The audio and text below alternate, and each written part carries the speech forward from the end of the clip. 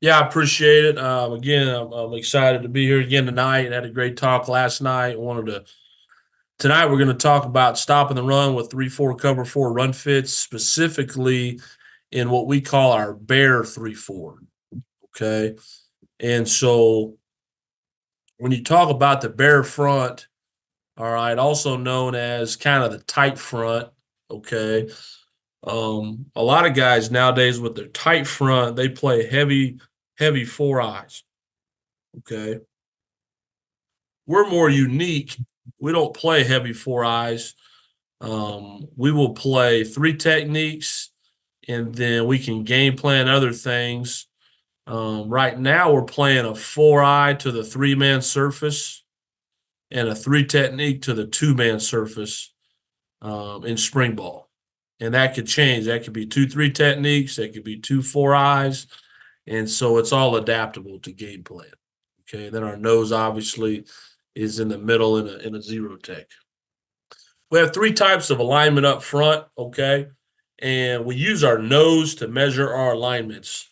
All right. So the normal alignment here is your nose right to the tip of the shoulder pad. Okay. A gap alignment is my nose right in the between the two offensive linemen. And then a heavy alignment is my nose right on the V of the neck on this offensive lineman. And we use these different alignments. We talk about aligning for success.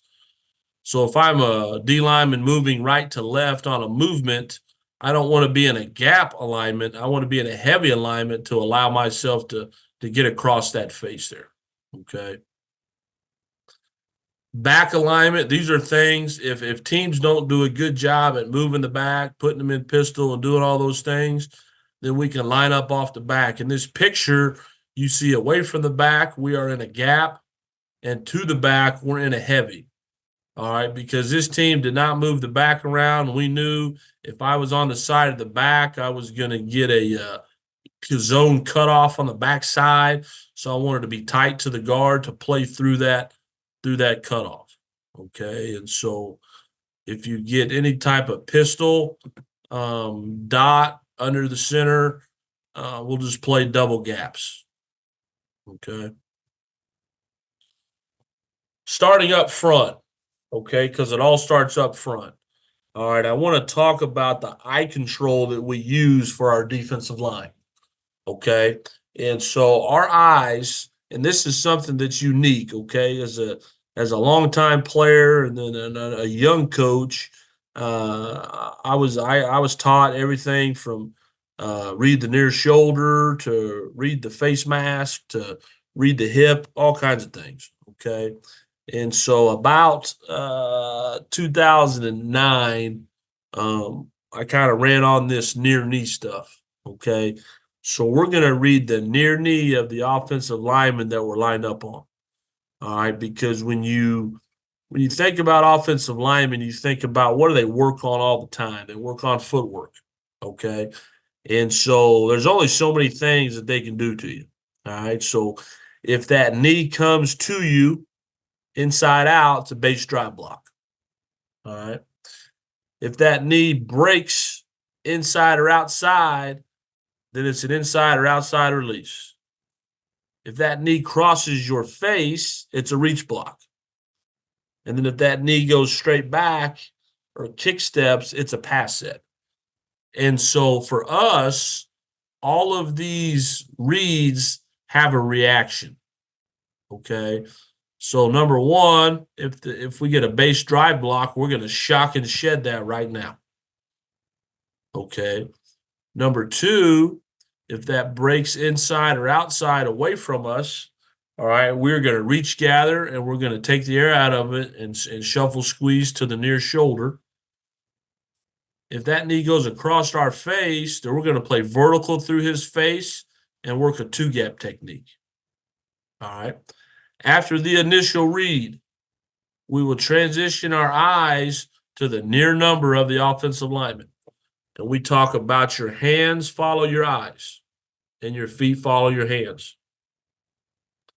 Talking about Hey, the coach. power of a knockback. Somebody got a question? Yes, sir. I just wanted to ask for the for a pulling guard or for any type of pulling lineman. Is that your second option? Is that going to be the indication that it's a possible pull? Like if the guy I'm looking at pulls. Correct. Yes. Yep. So if that happens, we're gonna get a back block, and we're gonna react to the back block accordingly. Okay. Thank you. Yep. And we'll kind of talk about how we react to those back blocks here in a little bit. So when we talk about the power of a knockback, hopefully this video is smooth. But we got to take, this is 3rd and 2. So we got to take 3rd and 2 pre-snap, and we got to turn this into 3rd and 3 to 4 post-snap. All right. And so you watch these guys get great knockback into the backfield. We create run-throughs for the linebackers, and we're able to do that. Same thing. It's 3rd and 1. We got to take 3rd and 1 pre-snap and turn it into 3rd and 2 to 3 post-snap with an offensive lineman.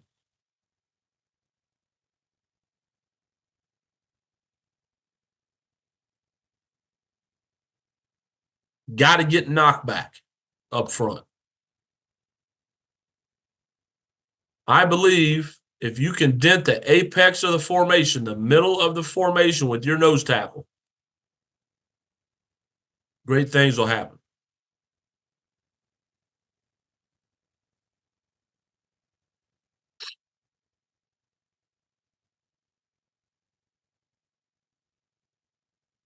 Our nose tackle is not a two-gap player. Our nose tackle's job is to tee off on the center and never let the guard overtake him on either side.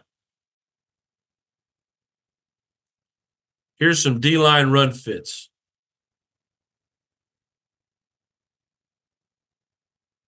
All right. So the B-gap guys are easy, right? They got the B-gaps. Okay. The nose tackle, he's going to tee off on the center. I tell him tee off and try to bend the center's face mask in. He can never let the guard overtake him on either side.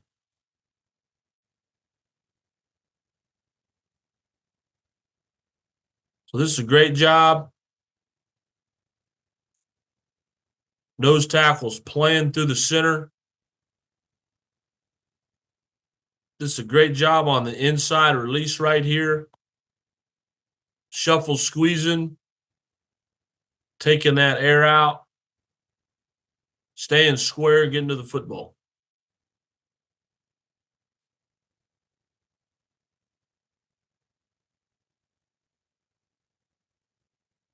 All right, watching our nose and our tackle here. Bam. This is why we back and line this. We knew these tackles were going to try to cut us.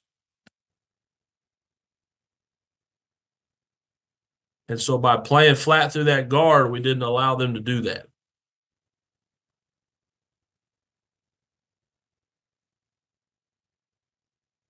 So this guy's reading the near knee right here. As soon as that knee breaks, all right, if he's reading the guard, he's going to be able to get down the line and make a play.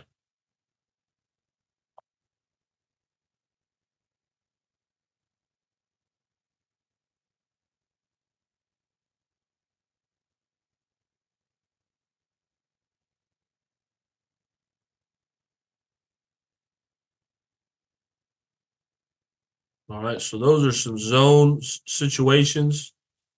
Down blocks. One of the hardest things about being a defensive lineman is when an offensive lineman gets 2 to 3 hard steps in the ground to down block you. Okay? And so for us, all right, when we feel that down pressure,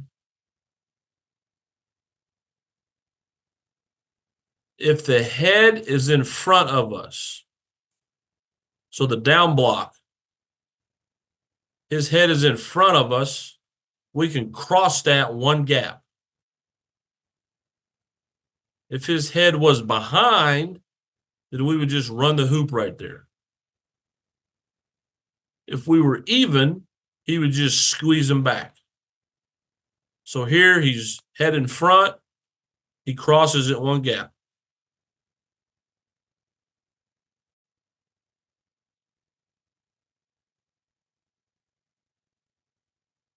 Bam. Heads in front, cross at one gap, stay square.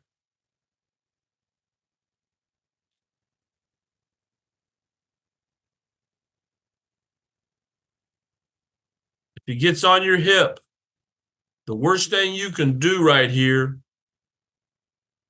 is stay flat to the line of scrimmage, because you're going to stay in the wash path. He's just going to continue to take you down the line. So as you feel that down pressure, we're going to hip into it and climb vertically to get out of the wash path. Excuse me.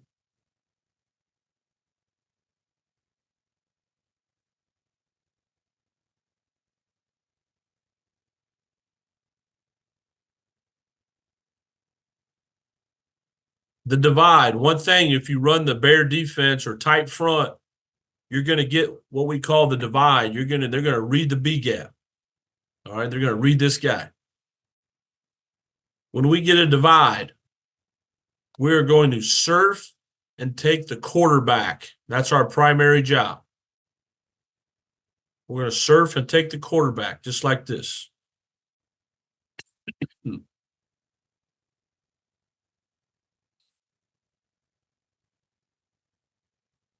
Boom. I want to stay on the quarterback's near shoulder. He can't outrun me. Make him go inside of me.